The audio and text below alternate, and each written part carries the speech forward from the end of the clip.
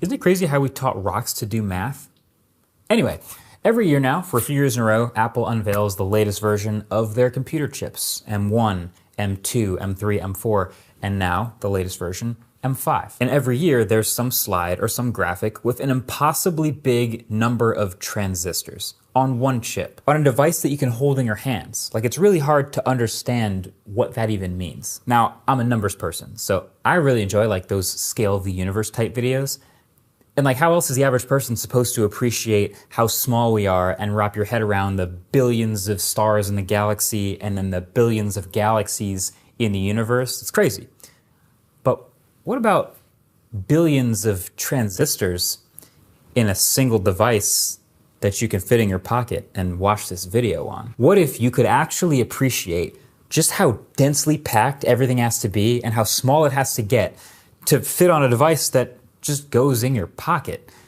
Well, that would require changing the scale in the opposite direction. We would have to shrink way down. But with a little help, I'm up for that challenge. And by the way, no generative AI is being used to create this video, just a whole lot of blender. So let's get to it. Every time I snap my fingers, I'm going to shrink down by 100 times, which is a massive amount, 2 orders of magnitude. So here I am, the person I'm 6'3", so around 2 meters tall, basically. So you can picture me standing in the room in front of you, and the gadgets we use and know every day fit into the palm of our hands. But what about 100 times smaller? All right, here we are. Now I'm the size of a single key on your keyboard. And of course, it wouldn't be a good scale video without a banana for scale, so got that too. But at this size, okay, like I can walk around on the keyboard deck of this MacBook Pro, which is now the size of an apartment building. And I can already start to see and appreciate how complex all these components already are. And RAM and storage have been ridiculously small for years now.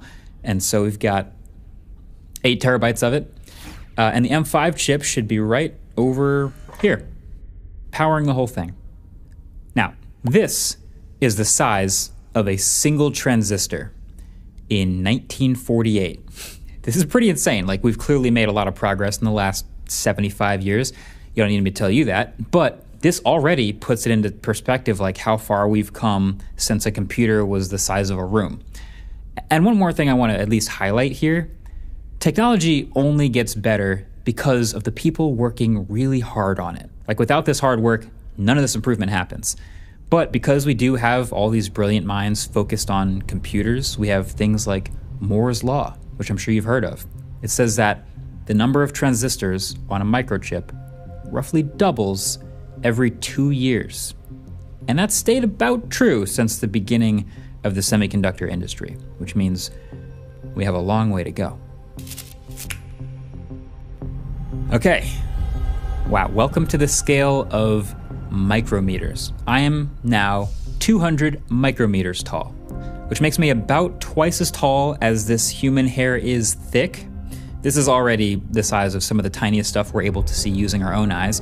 But yeah, a typical sheet of paper is about 100 micrometers thick. Looks pretty tall to me. A glass screen protector too, thicker than a lot of people realize. But what's crazy is that first transistor I told you about is now the height of the tallest building in the world compared to me. So here next to me now is a transistor from 1968, 20 years later. Moore's Law says that that's enough time for the number of transistors per chip to double 10 times, which means they've cut the size of a transistor in half 10 times. Now, computers in 1968 were still primarily used by governments and research labs, and were still the size of rooms and cost hundreds of thousands to millions of dollars. This is still pre-internet. But they've already come this far since the earliest days of semiconductors. It's wild. All right, another 100x shrink. So now it's getting ridiculous. I am now 2 micrometers tall. At this point, I'm actually literally invisible to the human eye, which kind of feels like a superpower. But I'll also need to be very careful because a human hair is like a cliff the size of a 25-story building.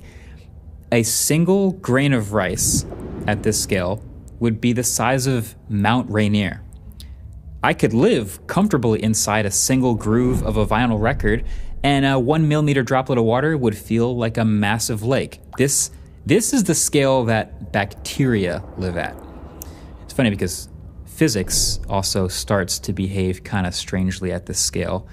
Air molecules, for example, are too large for these tiny lungs to breathe, and even the wavelength of visible light is as tall as I am, so my tiny eyes wouldn't exactly pick it all up. And the world would look kind of blurry and wavy. But somehow, by the 1980s, humans have found a way to consistently manufacture functional electronics at this size. Just like clockwork, Moore's law continues to see dramatic and consistent improvements of the semiconductors in our computers. So by 2003, the computers that we had, they started to resemble the ones we have today. Laptops are starting to go mainstream. Wi-Fi is a standard. Windows XP is the most widely used desktop operating system. Good times. But if you can believe it, we have to shrink down 100x yet again. Okay, 20 nanometers. I am now 20 nanometers tall. So, an individual transistor from a brand new 2026 M5 MacBook Pro is about the size of a garage for me. Now I'll note that this most likely isn't 100% accurate because Apple's not going to share their exact chip architecture with me making a YouTube video, but still, the smallest parts of it are still smaller than me, and at this scale, you can see individual atoms, which are the size of marbles. Obviously, or maybe not obviously, but 3 nanometer transistors this size aren't just built like other objects the way you might be expecting. There's a pretty refined manufacturing process called photolithography. Basically, it's like developing a photo with light projected through a microscope, but onto atoms instead of film. And that is how you end up with billions of these inside a computer that you can sit on your lap. Now, to be honest, I don't really know how much longer Moore's law can apply to semiconductors as they get down to the literal atomic level, but I sure do want to appreciate it while it's happening. Speaking of appreciating it, hey, this is Epic Spaceman. One of my favorite creators, and of course a massive help with this video.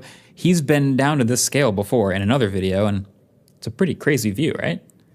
Hi, Marcos. Yeah, it really is. Even when you can stand on them, I still struggle to get my head around how many transistors there are here, considering this is just a tiny cutout section.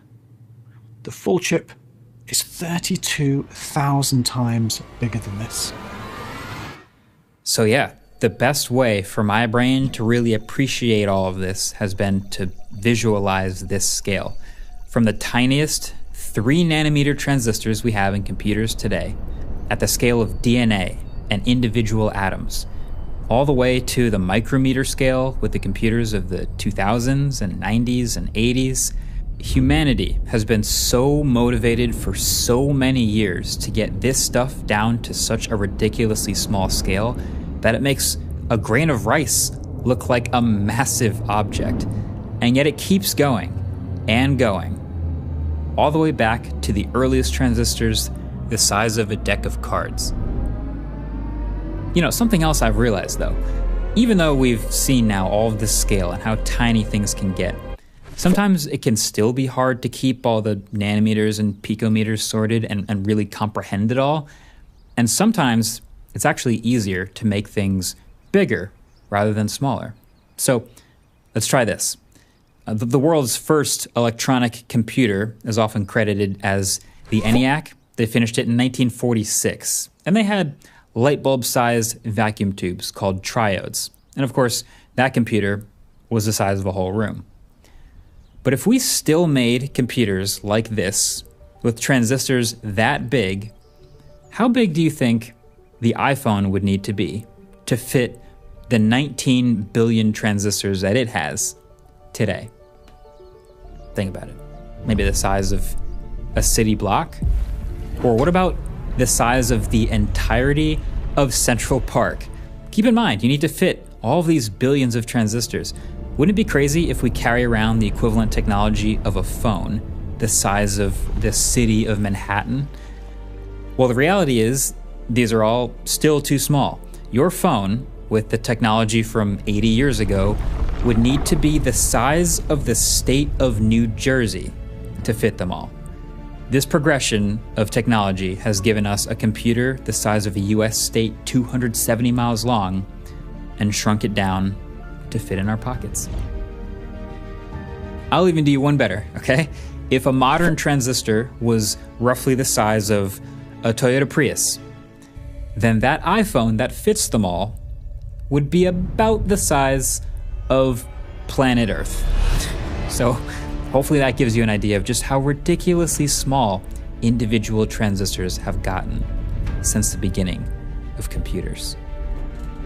These numbers are crazy and sometimes hard to appreciate when you just see them flashed for 2 seconds on a keynote slide, so hopefully this gives you a better idea. The crazy part is that in the scale of the cosmos, it's still almost nothing. Like our Milky Way alone, you might know, has over 100 billion stars, and then there's hundreds of billions of galaxies in our observable universe. So it's all pretty crazy. But if you'd be interested in more videos going deep on this exact type of incredible scale, definitely check out the Epic Spaceman channel. His recent videos were 100% of the inspiration to make this video. And actually his latest video dives more into how these transistors actually work, which at this scale is pretty incredible on its own. Go subscribe over there. You'd be missing out if you didn't. Thanks for watching. See you in the next one. Peace.